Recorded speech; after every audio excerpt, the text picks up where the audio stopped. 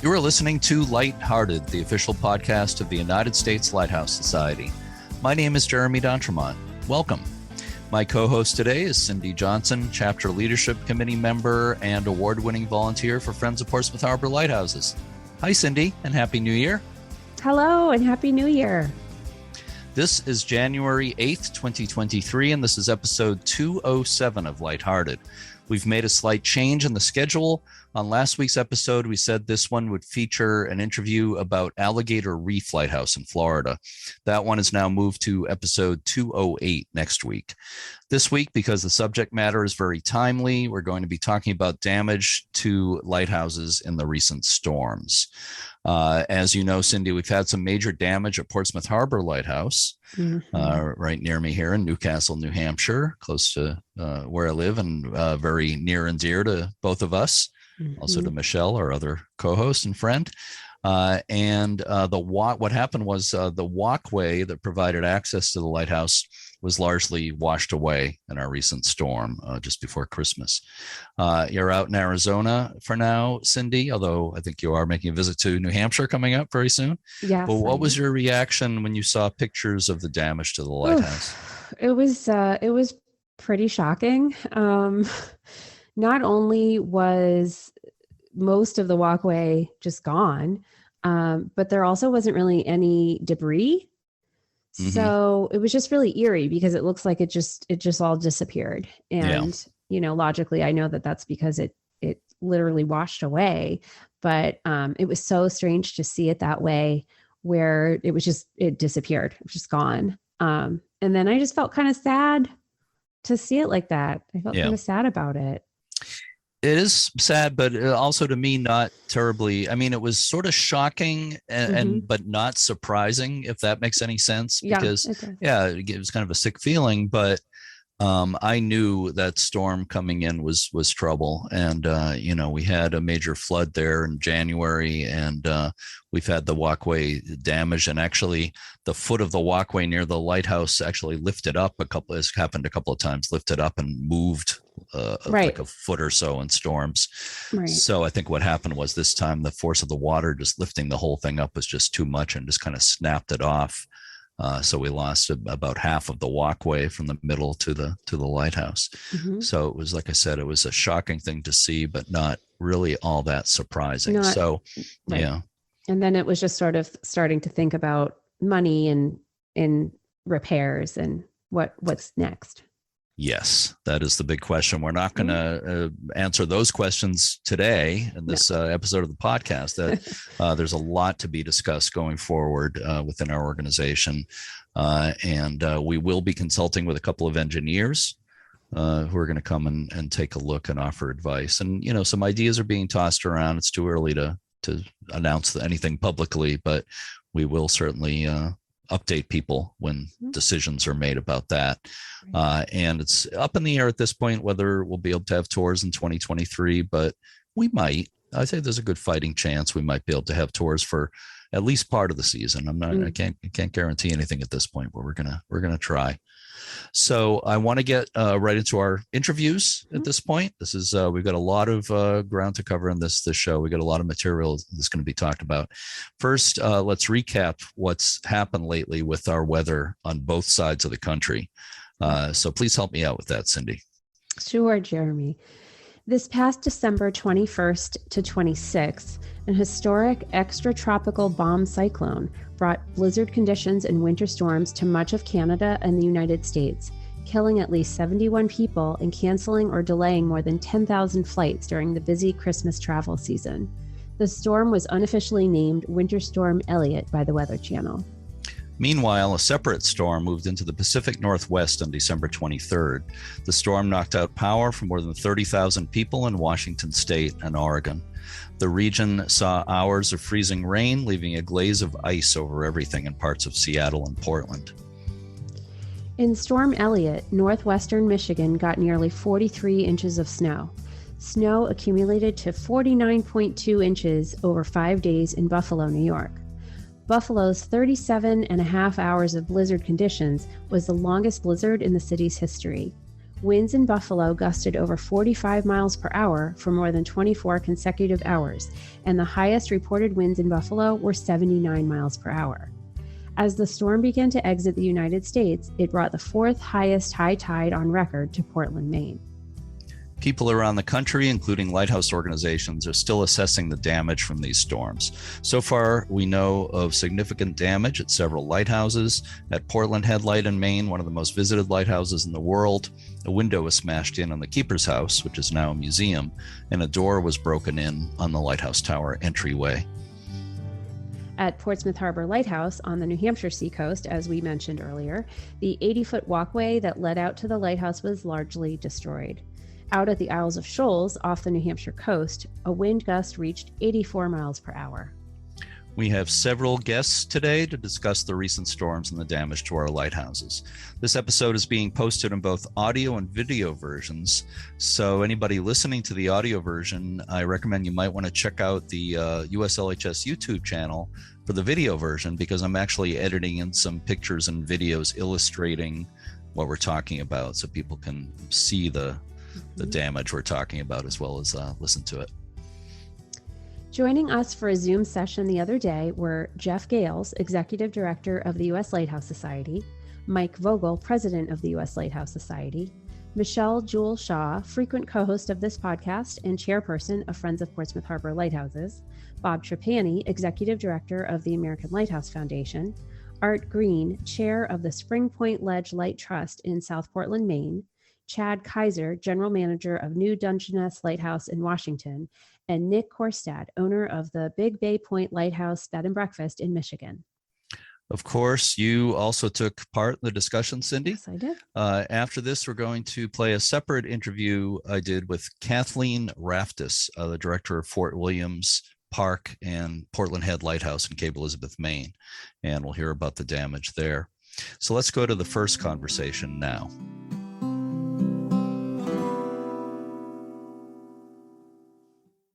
This is really exciting for me. This is the most people we've ever had on the podcast at one time in 3 years. It's very exciting. 9 people. It's like a Brady Bunch on the Zoom screen here.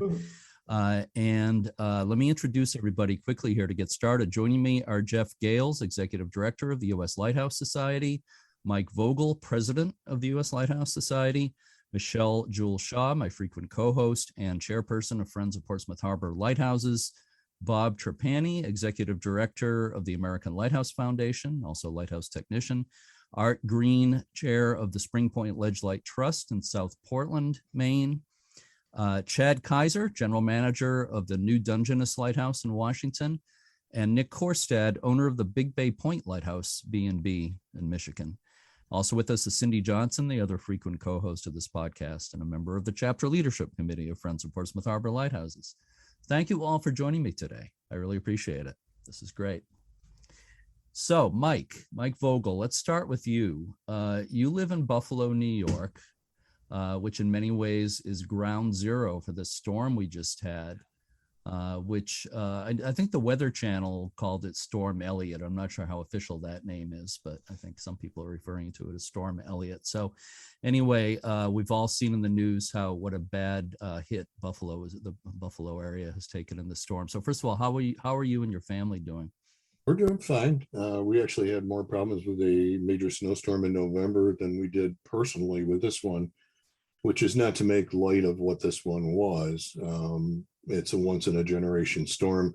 City's back up and running. It took 5 days and there are already complaints about how long it took. We're kind of winter hardy people here. But what we had was 36 hours of wind gusts up to 79 miles an hour, 4 feet of snow, and some lake events on top of that. So basically it was a blizzard with a lake effect storm embedded within it.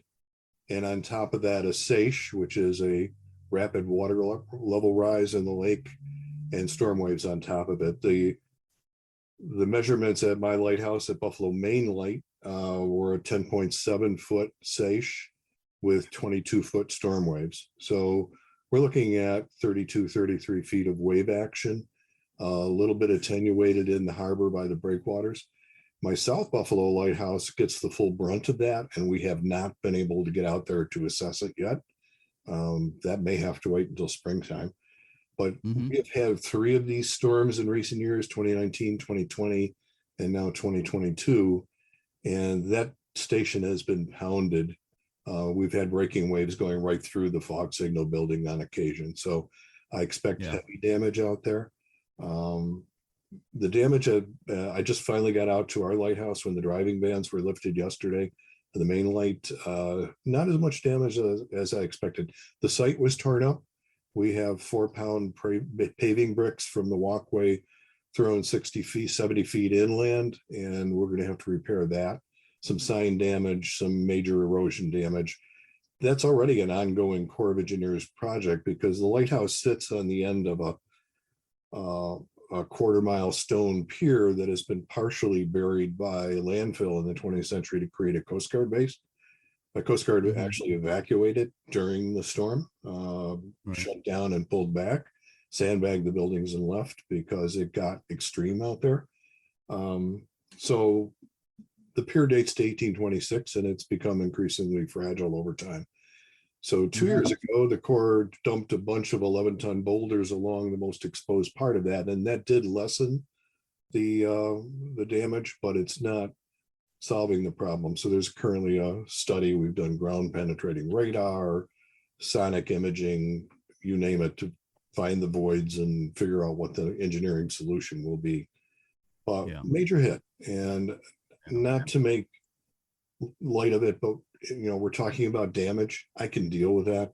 The death toll in Buffalo from this storm is now inching past 40. It was 40 yesterday, and it's expected to rise. So there's a human cost here, and it's considerable. And our hearts go out to everybody who was affected by that. People frozen in their cars, in snowbanks, in homes without heat.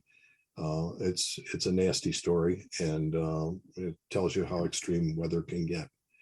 And to make this just a little global without taking much more time, the U.S. Lighthouse Society has a Lighthouse Managers Advisory Group. If any of you are interested in that, let us know. Some of you, I know, Bob, you're already on it. One of the things that's in development there is a survey of lighthouse managers across the country to see what they feel about their vulnerability to storm damage over time with lake levels and sea levels rising. And we'd like to get a picture of where we as lighthouse managers think the future is going. If there is a national discussion about mitigation of coastal problems because of more frequent and more severe storms, we want to have some knowledge base from which to speak on that. So that's in development, and we've just taken on a couple of new board members. One of them is retired Rear Admiral Dan May, who is an ocean engineer who has worked a lot on Montauk's erosion problems. So he'll bring that expertise to the board as well, and hopefully we can develop a picture, an assessment of what conditions are now and where we all as a community think they might be heading. And we'll deal with the storm problems we have now, from hurricanes to blizzards. It's been a tough couple of years, and we don't want to see it get much tougher, but we may have to be able to plan to deal with that as it happens. Well, you said it's a once in a generation storm. Let's hope so. I don't mean to laugh at that either. It's nothing funny about it. I was around for blizzard of 77 here in Buffalo, so it's like 2 once in a generation storms in my lifetime. Yeah, I was around for the blizzard of 78 in the Boston area, and the perfect storm in 91 in the same area. Those were pretty memorable. But anyway, but speaking of recent storms, you in Buffalo just had a record snowfall. How many weeks before this storm? Yeah, it was November 19th, 81 inches of heavy wet lake snow. Collapsed my garage and a car and all my carefully arranged winter storage, including all my removal equipment. So it's been a physically tough last month or so. It's been hard to get through this, but we are. So you've already had more than 100 inches of more than 100 inches, and it's still December. Yeah. So, Mike, we'll get back to it. And as a matter of fact, towards the end here, I want to circle back to some of the things you were just talking about us comparing notes and trying to be proactive and preparing for whatever the future holds for us with all this. So we will talk about that a bit more at the end here. But let's move a little more into the Great Lakes area. I'd like to talk with Nick Korstad at this point. Nick, of course, you own Big Bay Point Lighthouse on Lake Superior. I was lucky enough to get to stay there for a few days last April. It's just an unbelievably beautiful place. And you texted me, I think just as the storm was ending or just after the storm a few days ago, and showed me a couple of pictures. You said it was pretty crazy there. Can you describe what happened for us in the storm? Yeah, definitely. So this is my 5th winter up here. And, I'm not sure how many people have been inside this lighthouse, but the walls are 5 bricks thick, and typically you don't hear anything. So it doesn't matter where you're in the house. A typical windstorm is, 40 to 50 miles an hour. And, that's about it. But this was the first time that I couldn't hear the TV in the house, and the downstairs on the bottom level, I could feel the floor joists move as the gusts of wind were hitting the side of the house. And I was like, I don't know how the hell that can even happen. But, I was pretty scared. And then, as I had mentioned earlier, we had, some large sections of our new shingles come off that were rated at, I think, 115 miles an hour is what they're designed for. And they were tarred and nailed on. So it's some pretty good force to take those off. But each piece, as it ripped off the house, I think I picked up about, 100 pieces today, sounded like a 2x4 rolling across the roof of the house. And, I kind of went outside, did some surveying. We have no snow aside from drifts here, but I have a massage hut that's down there on the lake, and it ripped the plywood over that was on the windows. The waves ripped that off, ripped off the screen door. And, it was, I guess, I assume it was, what it would have been like to be in a hurricane, to be honest with you. And so, as what Mike was saying earlier, every year I've been here, storms, we get a storm that's just a little bit stronger every winter.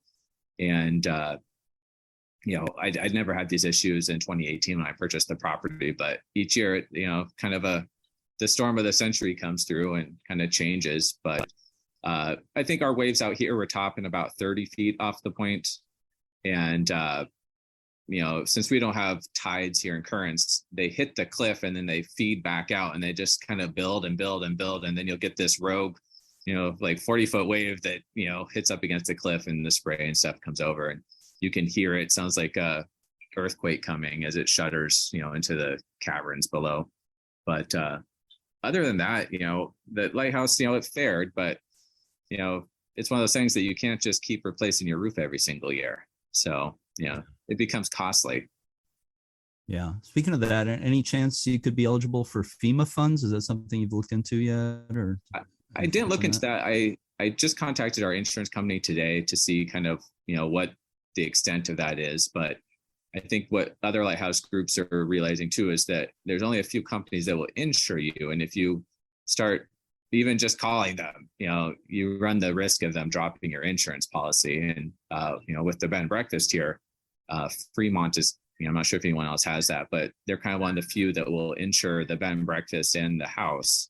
And so I kind of want to get an estimate to see if it's best to, dip into the savings fund or, risk losing the only insurance company that will supply for us. So, but as far as FEMA goes, I honestly, I never came to, I think, we didn't have a state of emergency declared for Marquette County. I think Buffalo may have had one. So that might be kind of the deciding scale for that. I'm not sure that's a requirement exactly, but that might enter into it. But yeah, it's interesting. Of course, you had pretty much wind damage. I know flood damage is a totally different story with property insurance for the most part. And maybe we'll talk about that. Thankfully, we're 20 feet higher than FEMA flood requirements. Mm-hmm. So where our fog signal building is technically would be a floodplain, but the way the wind was blowing, the waves didn't hit up onto that building. So I was thankful for that. But I just know I couldn't go outside and walk around the building. It would just knock me on my butt. So And it was cold. It would freeze my eyes shut just, going around the bend. Yeah. I read there were 25-foot waves on Lake Superior around Stannard Rock Lighthouse, which is like 30 miles out from where you are, and 79 mile per hour gusts, they said there. But like you said, at the top of your lighthouse, your wind gauge measured around 100, right? Yeah. So I think it's just because we're out here on a headland. And so as it goes through the hills and everything, and we just kind of a vortex out here. But it stayed pretty consistent in the 60s, and it lasted, as Mike was saying, for at least 36 hours. And we didn't lose power, but we'll lose power, in the middle of the summer on the nicest day. But we have these storms come through. I understand how our power stays on. So, it's kind of an odd thing, but yeah, it's amazing you didn't lose power through that storm. It really is. All right, so I want to bring Art Greene into the discussion at this point. Art is the chair, again, of the Spring Point Ledge Light Trust in South Portland, Maine. Spring Point is a lighthouse I've visited a few thousand times over the years, or a lot anyway. Great spark plug type caisson lighthouse at the end of a breakwater, so people can walk out to it. And from what I've seen online, the storm was pretty ferocious in that region, the Casco Bay region. Sustained winds of 40 miles an hour, gusts around 75, 20-foot seas, etc. That's what I was reading. There was some damage, as some people may have seen, at Portland Headlight. And I'm actually interviewing the director there separately about this, Portland Headlight near there in Cape Elizabeth. Also, maybe you saw this, Art, a guy named Dave Dosty posted some pictures on Facebook. And I think they were shared on your group's Facebook page as well, showing high seas around there and showing the high seas around Spring Point Ledge Lighthouse and showing a fishing boat that was out there at the height of the storm, which was pretty crazy. So let me ask you, Art, is your lighthouse okay, or did it get any damage? I actually went out again this morning, walked out. If those are not familiar with our lighthouse, is a 900-foot walkway, breakwater to the lighthouse.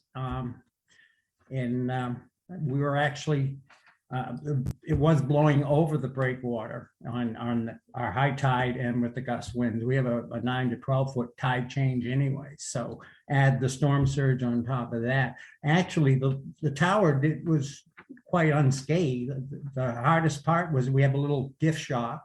We lost some tiles, roofing tiles off in that. We had a few blowing around. At the base of our approach to our breakwater, there's a fort, and there's it's a second order star defense system. It was built in 1808, and that had sustained the most damage. There was a lot of undermining. We lost a section that's, those familiar with the area, there's a beach area off in one end. We've lost the whole section of that fort there. We're talking good sized concrete blocks. Yeah. The breakwater itself that has 3 to 5 ton granite blocks that are actually moved a few of those around. So the force was displayed a little bit on the breakwater, but the lighthouse was unscathed, went to the cellar, and there was no water in there. We did have a little standing water on the second level, the assistant keeper's quarters, but that could have come in through around the windows. But as far as damage go, it was next to none. So yeah. We kind of lucked out pretty much in that aspect. Yeah. The fort took most of the damage. Yeah, I saw pictures of what happened at the fort. It's pretty incredible. It stood through for. There's sections of it actually leaning toward, and there's a college on the premises too. So we have the college, we have the fort, and then we have the breakwater. And so right. It should be cordoned off because it's quite hazardous for parts of that wall is leaning inland. So yeah, but other than precarious, that, listening to the Great Lakes, I mean, this is just another little windstorm up our way. Well, I don't know about that. I think it was more than that, but it does look precarious. It looks like more of the fort wall could fall over. I hope people don't go climbing on it and that kind of thing. Hopefully not. But as far as the breakwater going out to Spring Point Ledge Light goes, that wasn't damaged to the extent that it's more difficult to walk out there, is it? No, I actually was one block was actually moved over, but there was probably a good crowd out there today looking, there's usually the average group going, it's a daily run out there. So yeah. It still have access to it to get in the tower. But yeah. Again, would this rank as one of the worst storms you've seen in the area, Art? I've got to say yes. I mean, and again, figuring this fort has been around for over 212 years and is finally showing some damage, it's telling on what kind of weather we're getting now, opposed to leading up to this point. I mean, that fort's been there since from the War of 1812 right through the Second World War. So it's kind of telling on what the climate is heading here and the weather's conditions. Yeah. Well, thank you, Art. I want to bring Jeff into the discussion at this point. The storm we've been talking about that happened several days ago is referred to, I think the Weather Channel not officially, but unofficially named it Storm Elliott. That's what a lot of people are referring to it as. But there was a separate weather system that moved into your area in the Northwest, in the Pacific Northwest, that caused a lot of rain, and it coincided with a high king tide, right? A few days ago. Right. And I might defer some of your questions here to Chad, because he's right up the road from me and he has a lot more of the technical details on the storm than I do. Sure. Yeah, Chad, you can certainly come into the discussion as well. But before we do that, Jeff, you told me even before that all that flooding took place, there was an ice storm, right? Was that all part of one event, or are we talking separate events? I'm a little confused about this, but you had a personal experience with the ice storm as well. Yeah, it's all connected, I think. We have a little bit of snow every now and then. I texted Mike Vogel that we had I think we ended up with 6 inches of snow, and it completely shut the city of Seattle down and our area, and he was joking around with me about that. But because the temperatures stayed below freezing and it started raining, we had ice sheets and crazy roads, and it really was bad. I mean, we literally have one snow plow in our entire county where I live, so they don't expect it. But I think all of this, I think the snow melting, and Chad can contribute to this. I think the snow melting, in addition to the huge 13-foot tides and all the rain that we got, and in fact, it's still raining. It's projected to rain steadily throughout the week, contributed to it. Plus, there's some environmental issues at Point No Point. There's a man-made wetland area north of the property, which the U.S. Army Corps of Engineers built to provide usable space for lighthouse keepers, and it's always had flooding problems. And most recently, a few months ago, some river otters built the dam and the exhaust pipe that's supposed to draw water out of that, which of course never got fixed, and that's contributed to the problem. But I think even with that pipe in operation, drawing water out twice a day, with the huge tide, it would have flooded anyways. So I don't think I think contributed to it. But yes, I think it's all connected. But just the amount of snow we had is unusual. The high water levels are unusual. It's all unusual. And I never thought, we moved out there to that property in 2008, our offices, and I never thought that I'd be dealing with this level of water accumulation while I was working there. I mean, it's come much faster than I expected. Yeah. Before we talk more about the flooding, what I was getting at was that didn't you have to abandon your car when the roads were covered with ice? At one point? I had to take a friend of mine to the hospital for a treatment, and I attempted the road, and I slid off and hit the curb and forced myself to park, and it took me about an hour to walk a half a mile back to my house over the ice. So it was pretty bad. But luckily, I didn't make the whole trip and take her to the hospital, because about a half hour after I got back home, the doctor called her and canceled. So it was perfect. Wow. But yeah, it was pretty bad. I mean, even with 4-wheel drive, you can't drive on solid sheets of ice. Yeah. So, Chad, were you starting to say something a moment ago, or? No, I thought I heard. I was just going to continue to interject with a little more detail as to what Jeff was talking about with the last flooding and storm event that we had out here. And we just had a lot of factors that came together at the wrong times. As he said, we had our king tides, which are our highest tides of the year, in association with storm. We had temperature increasing, which meant we had a lot of snow melt. And then we had a low pressure system in the area. So you had the tide, and the way that Puget Sound is designed, it's got one inlet. So as you've got the tides pushing in that one inlet, you have all this snow melt and water coming down the rivers, and it's running into each other along with wind and low pressure. So all those combined meant you had a much, much higher than normal tide event in a very small area. Obviously, I run New Dungeness and I'm closely associated with the work done at Point Wilson. But at New Dungeness, we just had maybe above average waves and tide levels, along with driftwood that is temporarily blocked our access to the lighthouse. And that's very, very minor. We had minor flooding in the basements, but all of that was really quite minor. Whereas, 50 miles away in Seattle and Point No Point and some of the lighthouses that are low lying in the Seattle area, it was a totally different event. Down at Browns Point, they had people that were kiteboarding on the lighthouse grounds because there was so much water there. And that's happened in the past too. And Point No Point is very low lying. West Point in the Seattle area is very low lying. They had flooding there too.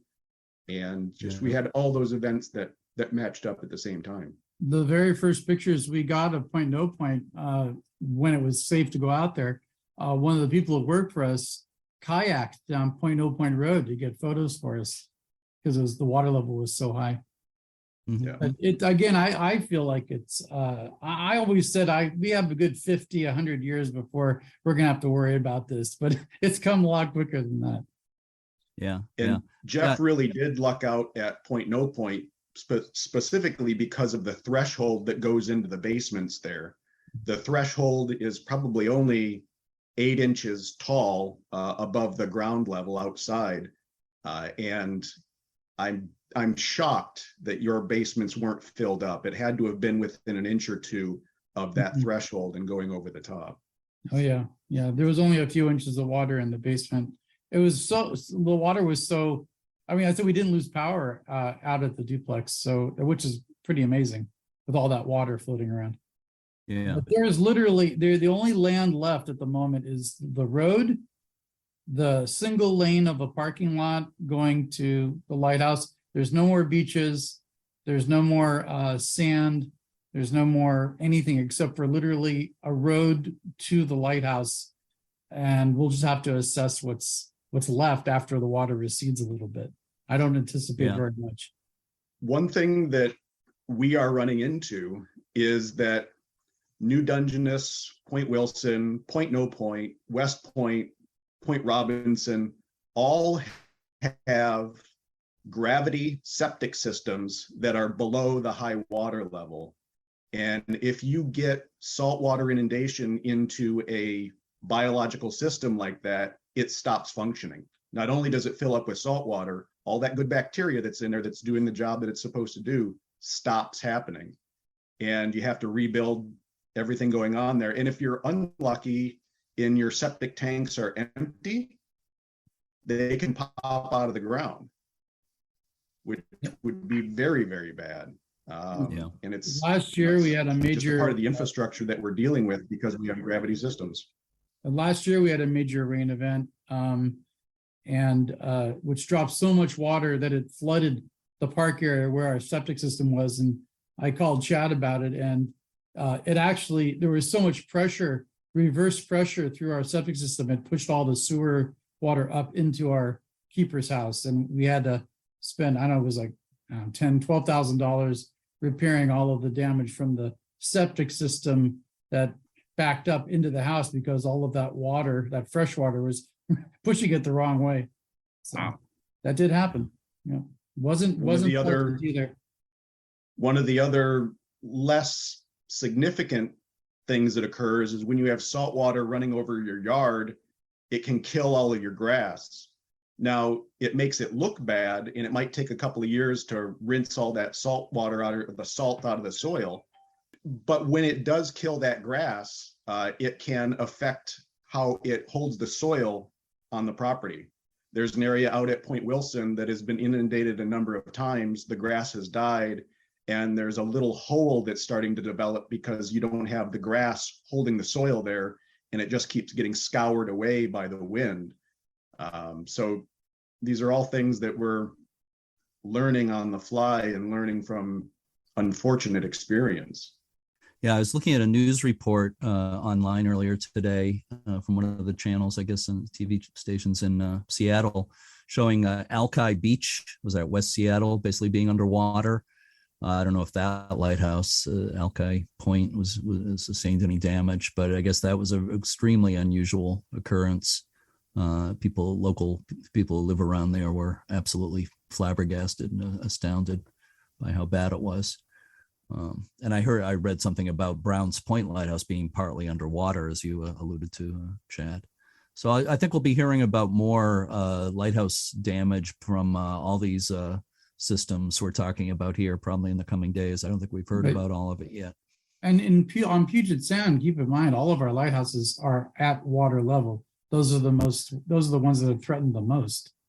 Just like with the East Coast and some of the ones on the Great Lakes, what have you, a lot of the ones that are water level, they're the ones that are the most threatened. So nobody's been able to return to the offices to Point No Point, right? That's closed. For the time being. We got out there and in a kayak. Are you serious? Yeah, that's how we got out there, the kayak. Yeah, but I haven't sent anybody else. Now the county and the state people are out there.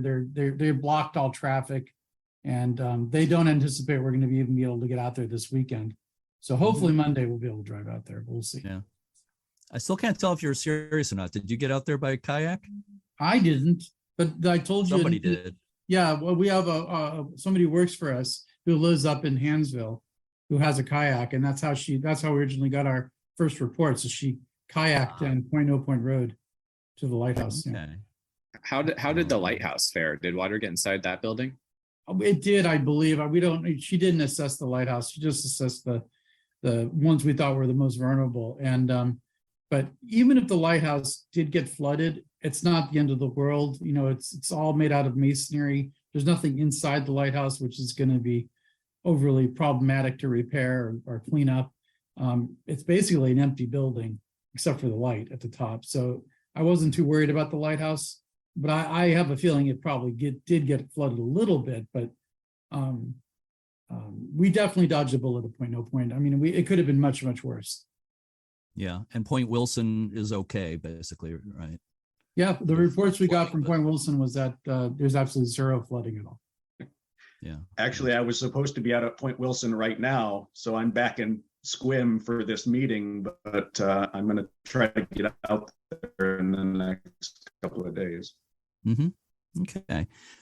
Michelle and Bob, sorry I haven't brought you into the conversation here yet, but I'd like to do that now. We'll jump back to the East Coast. We've been on the West Coast for a while, in the Great Lakes before that. But first of all, Bob Trapani, for listeners who don't know, Friends of Portsmouth Harbor Lighthouses is a chapter of the American Lighthouse Foundation. You're the executive director of ALF, the American Lighthouse Foundation, Bob. I want to talk about Portsmouth Harbor Lighthouse, but first, the home office, the headquarters of the American Lighthouse Foundation is at Owl's Head Lighthouse, Light Station in Midcoast, Maine. How did you fare there at Owl's Head in the storm? Any damage or anything notable? No, we were very fortunate, Jeremy. We had 2 down trees that actually were more on park property, state park property, than on the station itself. No, it really was no damage. I mean, I was there during the storm.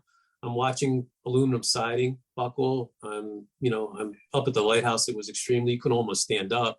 But fortunately, and we lost power there for 2 days. But that's a minor thing. We have a generator there, so that kept the heating system on, so that was good. So no, I mean, I was at Rockland Breakwater too at the height of the storm, and I do have to say that, and I don't know, Art, you may remember this, but the Patriots Day gale in April of 2007, that came out of the northeast versus the southeast. And just in Penobscot Bay, the waves during the Patriots Day gale were upwards of 19 feet in Penobscot Bay, which is pretty much unheard of. And we had like 6-foot waves inside the harbor, which even broke the moorings for the 175-foot cutter Abbey Burgess in Rockland. In this one, coming out of the southeast, just the way the seas run, they were long swells. So they'd come in and just inundate the breakwater versus these powerful waves that would just crash from the northeast. That plays a factor in how the damage ends up happening with some of the structures. I did walk out to Rockland Breakwater this morning just to see if there was some damage. There was a little bit of damage to the boathouse and also to the east side of the keeper's house, shingles and things of that, missing some slates. But overall, even with the seas seemingly breaking sometimes as high as the tower itself, the structure really didn't have that much damage considering. So fortunate there. But, again, it all depends. I was talking to Dennis Tardif, who is the chairperson for ALS Friends of Palm and Rocks Lighthouse, which is in East Providence, Rhode Island today. And he said they had their pier was 2 to 3 feet underwater, most water they've seen there. But you had that direction of wind that was piling that water up into the Providence River with no place to go. So these directions of storms will play a factor in how much damage we have. I think from New England, one of the concerns was, like a lot of places, we had a sudden drop in temperature. So you have this wind blowing all this water into places, into granite, into cement, and then that freeze-thaw cycle. So you got a lot of unseen damage that accrues over time. And even things like deferred maintenance, if it's deferred for too long and you get a storm like this, it ends up causing the damage even more, obviously. So it's interesting watching this, but yeah, as far as the storm surge itself, that was 2 to 3 feet, and as everyone's been noting, on a very big tide. So yeah, it was definitely something to see. So let's talk about Portsmouth Harbor Lighthouse. I'm here in Portsmouth, New Hampshire, and the lighthouse is about 15 minutes from my home here in town of Newcastle, next to Portsmouth, about a mile in from the mouth of the Piscataqua River at the entrance to Portsmouth Harbor. So we had some pretty significant damage there, which Michelle and Bob, I'd like you to talk about. The walkway was largely destroyed, and we had an 84-foot walkway that led out to the lighthouse, and that's largely gone. So you guys, Michelle and Bob, went there yesterday to survey the damage. And Michelle, let me ask you, you knew obviously before you went about the walkway being largely destroyed, but what did it feel like to be there and survey the damage in person? And was it any worse or any better than you expected? It was just sad seeing the walkway gone. I think the most bizarre thing though is that there's no debris. There's no debris anywhere. It's either further down the river or it's out in the Atlantic now, but there's just nothing. That one section at the end where it turns, where you walk towards the lighthouse, it's just gone. There's one piece of board left there. I don't know how that managed to stay. Yeah. But yeah, it's just, and a whole staircase, the stairs going down to the oil house from the walkway, that whole staircase is just gone. Other than the damage to the walkway, things weren't too bad, right? As far as you can tell, the oil house was pretty much okay. Yeah, Bob did a great inspection looking, he went up into the lighthouse and everything looked pretty good. Any other comments, either Michelle or Bob, about what you found there? And of course, we've got a lot of decision making to be made about about the walkway being rebuilt and all that. That's for another day. But just any other thoughts, reactions to what's happened there?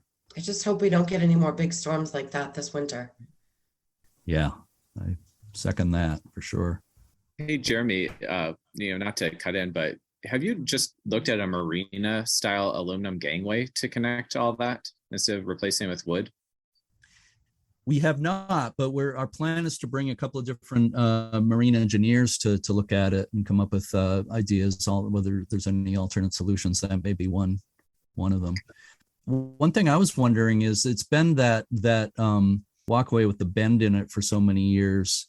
I'm not sure it needs to be, or whether it could be a shorter, more straight walkway of some sort.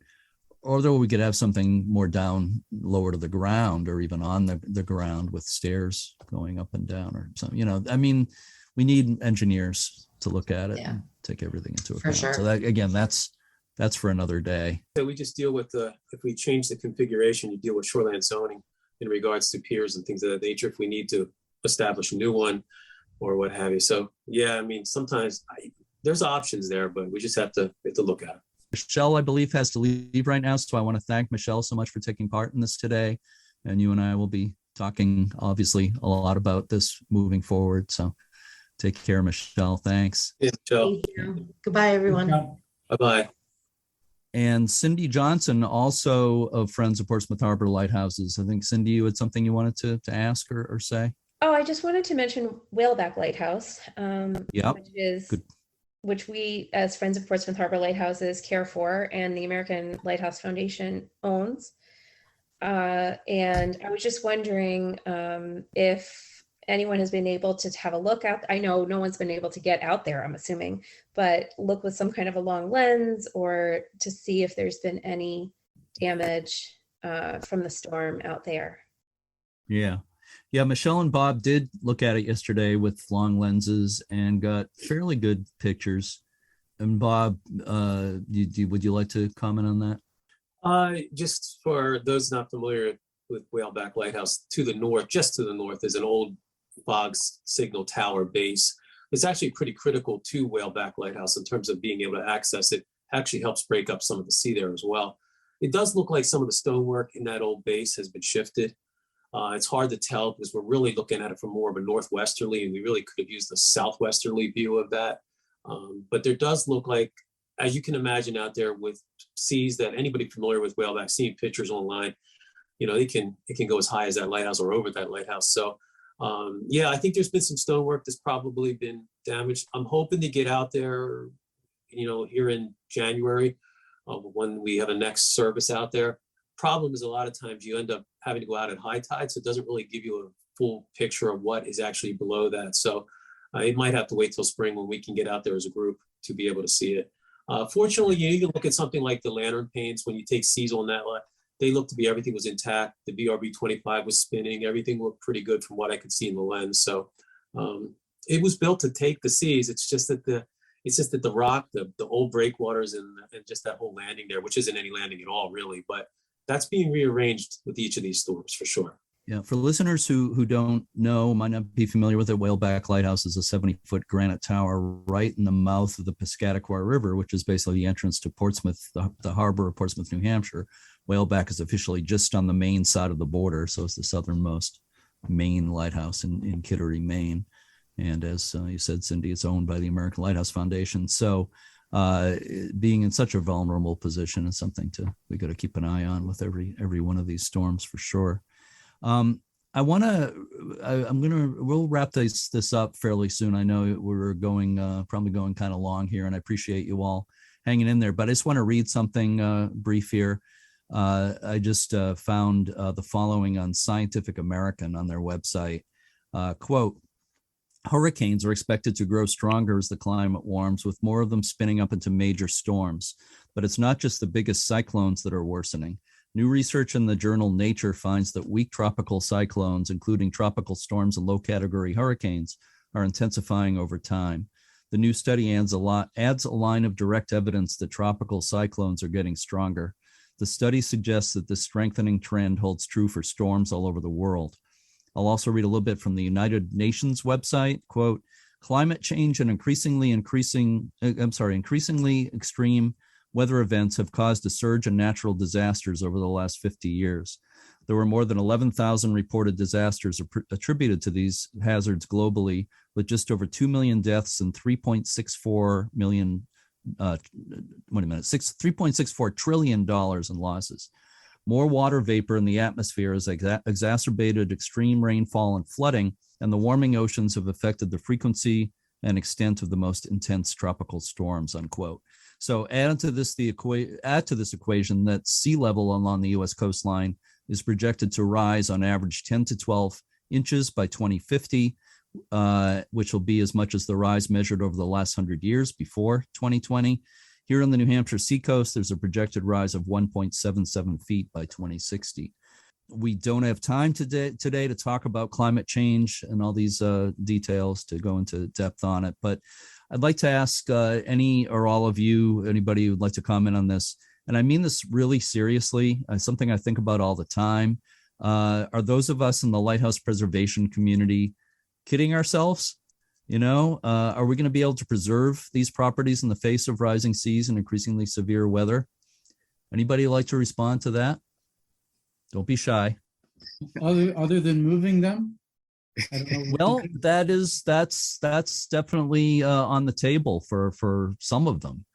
Probably not most of them, but that certainly can be considered with some of them. I think what it's going to take is a new form of the Lighthouse Preservation Act that gets amended that allows legislation to do like what needs to be done at point no point without having to deal with other issues like the tribal issues and stuff. And if we could all kind of work together, then we might be able to get some sort of legal loophole in there that saves these historic sites instead of having to continually. Well, let's just say point no point would benefit for having riprap put all the way around, but the state doesn't allow that. And so, if we could get an amendment that allows for the light stations to have an exception to some of these rules, then we could, kind of push out some of what's happening, for our next generation, for our kids to have to deal with. But, it might take that. But, if we move them, like point no point, then, we move the lighthouse and they're going to put a skeleton tower on the point because the lighthouse would be useless if it was moved inland. So, right. That's the tough point to look at, but yeah. Well, point no point is a relatively small lighthouse. That might be one of the movable ones. It might be the cheapest. yeah, comparatively. I mean, some of the cast iron ones you can dismantle can be moved relatively inexpensively, but a masonry one, like just say Whaleback, for instance, made of granite blocks out there in a very exposed location, it would cost countless millions. Listen, they moved, Great Britain moved Smeaton's Tower to Plymouth Hoe in England. They can do that. Any lighthouse can be moved, and we moved. It's possible. We moved Cape Hatteras, so they can be done. But I agree with Nick. Once you lift them and raise them and move them, they're not quite the same. But that's better than losing it. But I think we're pretty definitely going to lose some in the coming years. We have lost some in recent years. We almost lost Sanibel in Florida, Sanibel Lighthouse, in the recent hurricane. We lost Old Orchard Shoal Light in New York Harbor and Hurricane Sandy. We've lost a couple in Louisiana and so forth. We're going to lose more as everything we're talking about progresses. But so I guess we have to pick and choose in a way. We have to pick our battles at this point. Any other comments about it? No, I think you're right, Jeremy. Nobody wants to hear that lighthouses, can't be carried forward. But I do think resources, the world of insurance is getting tougher and tougher with each passing month. As these disasters continue to pile up, it's just there's going to be a lot of apprehension for insuring these coastal properties for their property values and things of that nature. So I do think in the decades ahead, and maybe not even that long, I mean, just based on what, the kinds of scenarios you were just quoting from, we may have to make some choices as a preservation community to say, where is it best to put some of our resources? That's a really hard thing to say, but these are really serious issues we're dealing with. And, in a moment's notice, it only takes one freak wave, like something like you had at Portland Head, that just can, in a moment, just change everything. So, well, I don't know. Right now, I'd like to say we can save them all, but I think we might have to look at what makes sense as we move into the decades ahead. Yeah. Also, what resources, Bob? We don't have a lot to do this, and we don't fight this as a national community very well. Every lighthouse pretty much has its own constituency. They're all kind of local. So what money gets put into saving a lighthouse is going to vary a lot from community to community, and who's able to contribute to a lighthouse. A very small coastal community may not be able to do as much for its lighthouse as something in a more settled area. Not all lighthouses are equally vulnerable to the sea. We're all by definition coastal structures, but some are more sheltered than other from the actual full fury of breaking waves and storms. So it's not a one size fits all approach to preservation in the future. And I think Jeremy's probably right. We're not going to keep them all. Time just does that, as well as the fury of nature. So trying to pick and choose what lighthouses might get federal assistance, that's going to, the more iconic ones are more likely to get that than the local community lighthouses. And this is a tough struggle. I don't know if there's a one size fits all legislative solution for it either. It's something we're going to have to think very seriously about as we go forward, and we probably should start thinking about that now. We might want to start thinking about what criteria would allow for a light station to be preserved over a long period of time. Does it make sense putting hundreds of thousands or millions of dollars into a structure that we know would be very difficult to move or impossible to move? And that's basically, good money after bad, and starting to think about priority and how to measure good use of those resources. Even my lighthouse, New Dungeness, is in a very tough location should several feet of sea level rise occur. And that's a hard thing to say, but it's something we need to say now so we can be more efficient in the future. To circle back to what you were talking about earlier, Mike, it's like we need new models for preservation. We need to be more proactive, and we need to all the other things we're talking about today. We need to address it as a community. And you were talking about the Lighthouse Managers Group, the U.S. Lighthouse Society has, which some of the people here are part of. Lighthouse Managers Advisory Group. Lighthouse I honestly think that any discussion we have of what our preservation policy should be as a national community has to start with a really good assessment of what we have. Mm-hmm. You don't know what you can save unless you really know what you have, and the importance of prioritizing. I don't want to use that term, but what lighthouses are most vulnerable, what lighthouses are most worth saving from a historic context, not just from a coastal engineering context, which ones would have been most important to national history, state history, local history.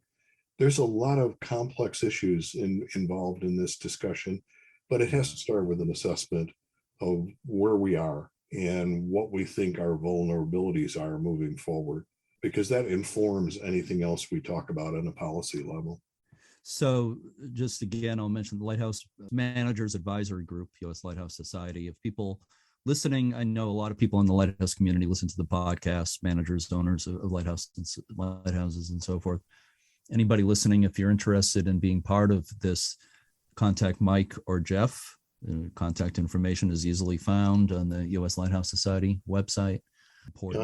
Actually, that group is sort of shepherded by Henry Gonzalez, the vice president of the U.S. Lighthouse Society, and a lot of people might be familiar with him because he also heads up has headed up until at least now the Lighthouse Grants Program. So there are a lot of people in contact with him already. Yeah, also been very involved over the years with the Thomas Point Shoal effort, the Chesapeake chapter of the U.S. Lighthouse Society. We've been talking for over an hour here, and we should probably be winding things down. But I don't want to cut anybody short. If anybody has anything they'd like to add, comment on that we haven't touched on, or comment on anything we've been discussing here. Well, just to point out that it's actually a wider problem than this, at least even the storm has been a wider problem than we've talked about here. Yes. Virtually every lighthouse on the eastern shore of Lake Michigan is encased in ice right now.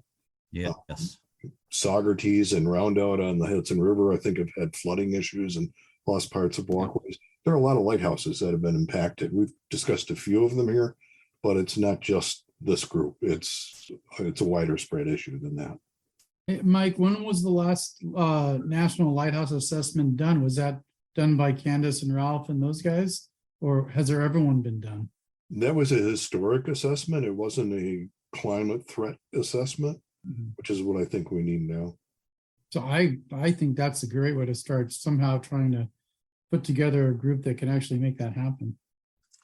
I would love to see that too. The Trinity House in the UK did a climate change assessment Trinity did, years ago, looking at some of their what they call rock lighthouses, more exposed lighthouses. I'm not sure it reached any firm conclusions. It certainly wasn't hopeful, but for those lighthouses, I don't think they were too afraid at least in the short term, that anything too bad was going to happen to them. But I agree, we need something like that here for sure. Maybe we can help make that happen. So at this point, I want to thank you all so much for taking part in this today. This is to be continued. This discussion obviously is. I wish it didn't have to be, but I'm afraid it's going to be a big part of our lives moving forward. So Mike and Art and Chad and Bob and Nick and Cindy and Jeff and Michelle, who had to leave early, thank you all so much. And I'll be talking to you all soon, I'm sure. Take care and Happy New Year, by the way. We're recording this on December 30th, so Happy New Year. Thank you. Thank you. Thanks, Bye-bye. Jeremy.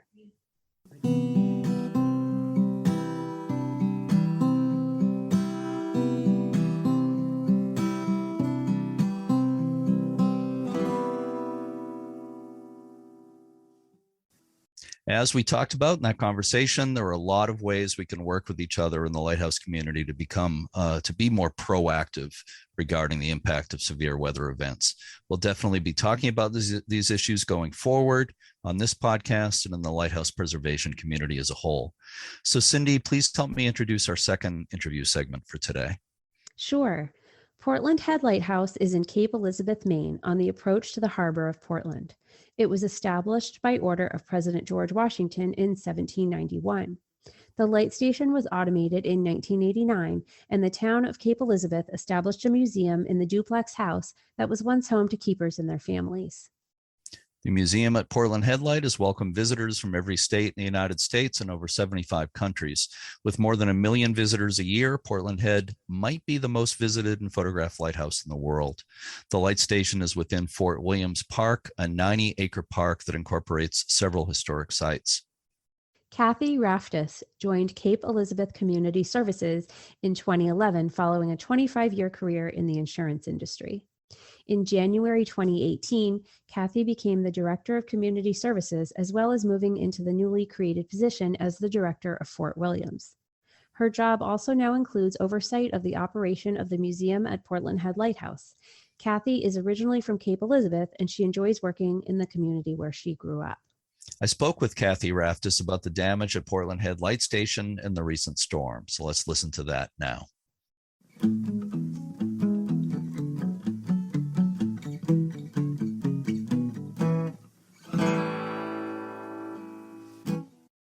I'm speaking this afternoon with Kathleen Raftice, who is the director of Fort Williams Park in Cape Elizabeth, Maine.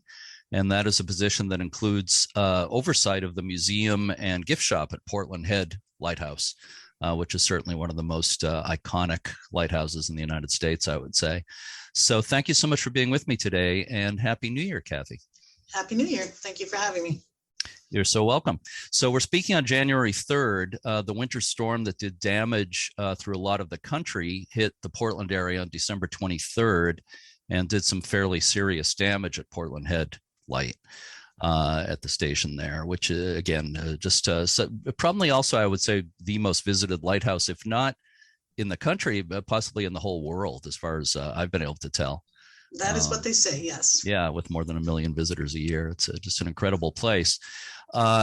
Just after the storm, I saw a post by the photographer Ben Williamson, who's yes.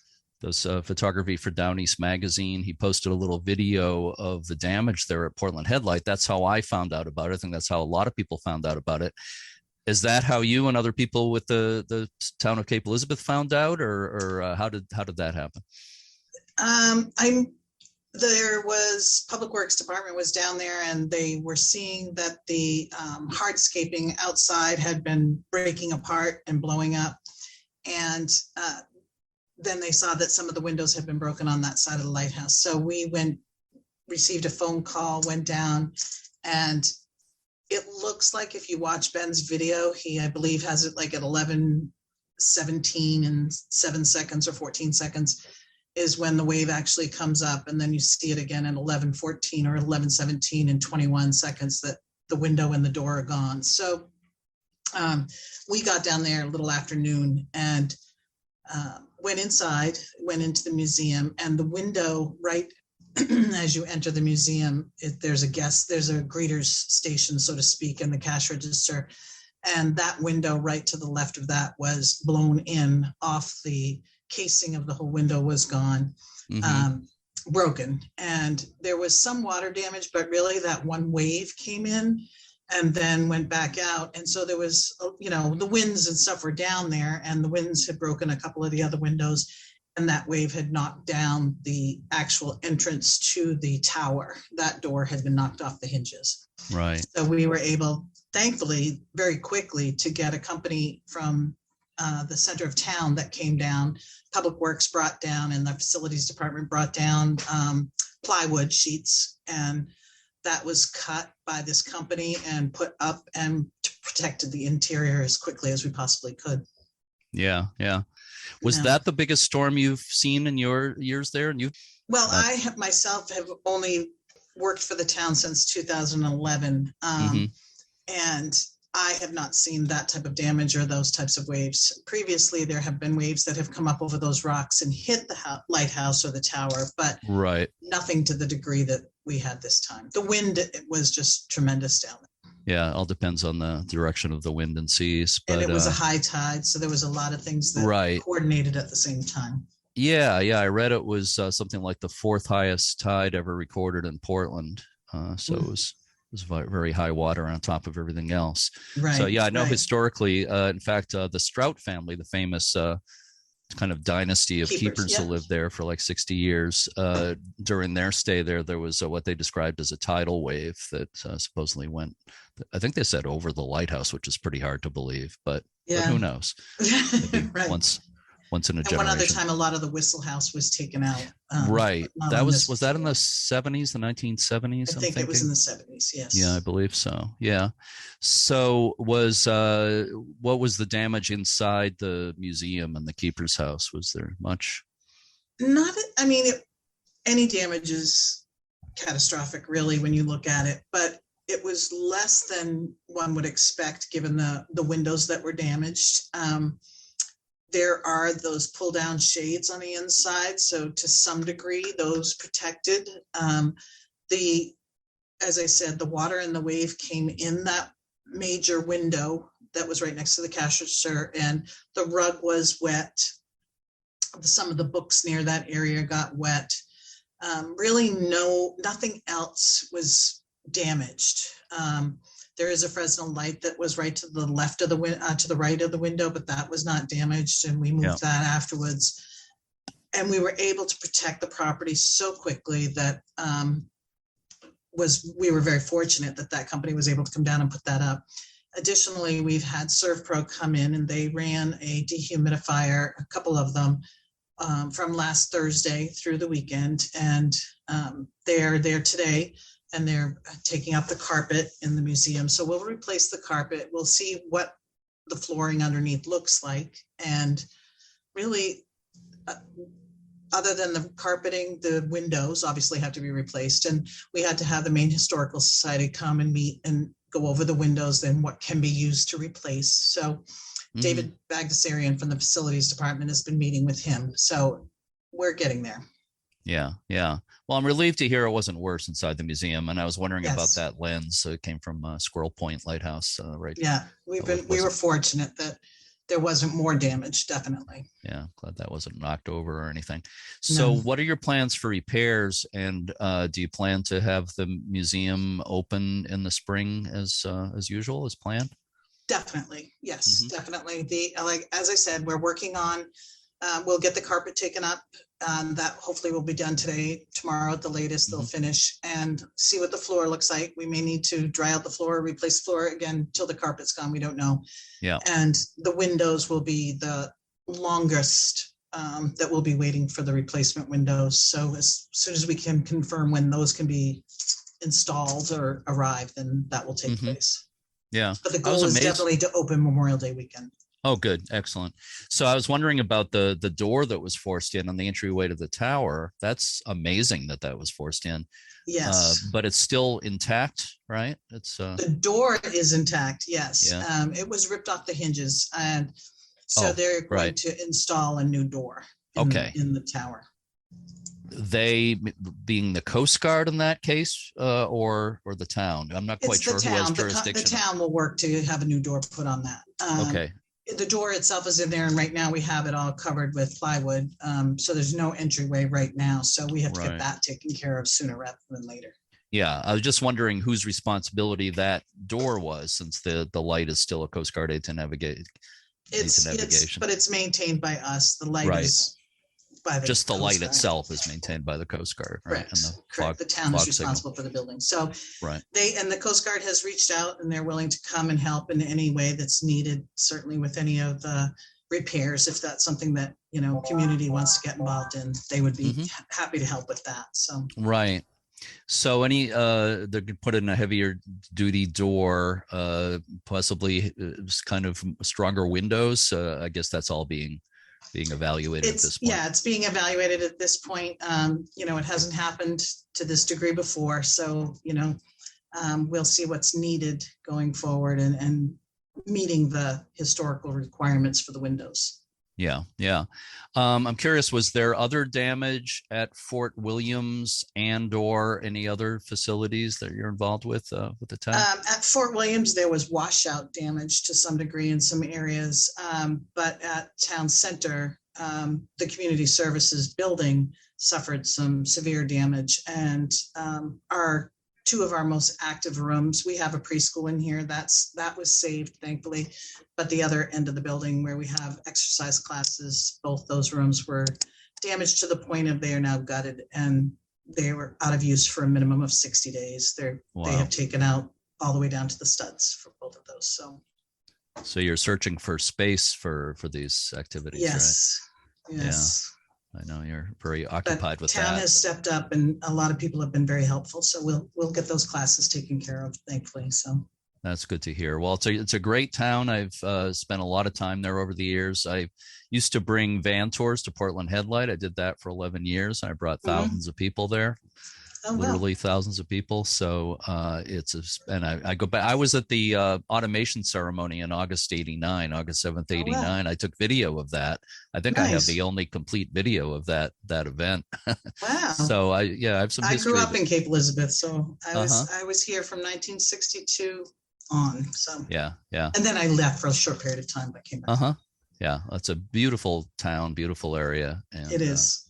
Again, people ask me sometimes, what's my favorite lighthouse? And I always hesitate. And then I say, well, if you're talking about just sheer beauty, I have to say Portland Head. So the park is a contributor. It really is. It's a beautiful it's the area. setting. It's the whole setting. It's just perfect. It's what a lighthouse should be. Yeah. Yep, it is. Yeah. So thank you so much. I'm sorry about what's happened. I'm glad, progress seems to be good progress already, and looking forward to seeing you open in the spring and visiting there next year. And Great. let's hope that's the last of our major winter storms this year, but I know. Let's hope. Yeah, exactly. So thank you so much, Kathy. I really appreciate you being with me today. Thank you. Thank you. You can learn more about visiting Portland Headlight Station at portlandheadlight.com. It's an amazing place. I think you know that, Cindy. It's definitely at the top of my list for scenic beauty. I wrote a book about Portland Headlight a few years ago. It's called All About Portland Headlight. You can get it on Amazon and other online booksellers. And Cindy, I think you know Portland Head is a pretty special place too. I do. And I was fortunate enough to climb the tower a few years back. Mm-hmm. You know, I've got some connections in the lighthouse world. Yeah. They pan out sometimes. I just happened to have been there that day too, and I've been lucky enough to climb it a few times over the years. The tower itself is not normally open to the public. Mm-hmm. It is open once a year to the public on Maine Open Lighthouse Day in September. It's always a Saturday in September. But occasionally different organizations have had auctions and things where the prize has been a tour of the lighthouse. Mm-hmm. So it does come up every once in a blue moon, mm-hmm. And it's just such a beautiful place in every way. So it's pretty special as lighthouses go. It is. So that about wraps up today's extended episode.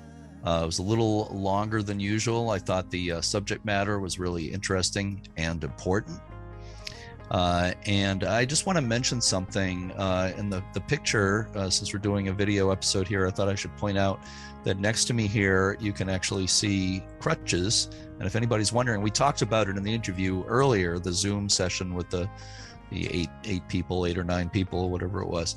But just to point out again, I had a foot operation just about 2 weeks ago, and I've been on crutches. I'll be on crutches for about 4 to 6 weeks total. So that's why I wasn't able to visit Portsmouth Harbor Light to see the damage in person, which kind of was very frustrating. I really wanted to be there to see it firsthand, but we had 2 very sharp, people looking at it, Bob Trapani and Jewell Shaw. Yep. So that was all in good hands, but I really wish that foot elevated. I'm trying, so we can finish recording here so I can get it elevated again. So next week in episode 208, we'll hear the delayed interview about the preservation effort for Alligator Reef Lighthouse in Florida. And that's a really good interview as well. So the author, Bryant H. McGill, once wrote, quote, "When the storm rips you to pieces, you get to decide how to put yourself back together again," unquote. I like that. Mm-hmm. Be sure to check out uslhs.org to learn more about everything the U.S. Lighthouse Society offers, including preservation grants, tours, the passport program, and lots more. If you listen using Apple Podcasts, please rate and review us, and please share this podcast on social media. Thank you, Cindy. And as always, to all our regular listeners and our new ones, thank you so much for listening, and keep a good light.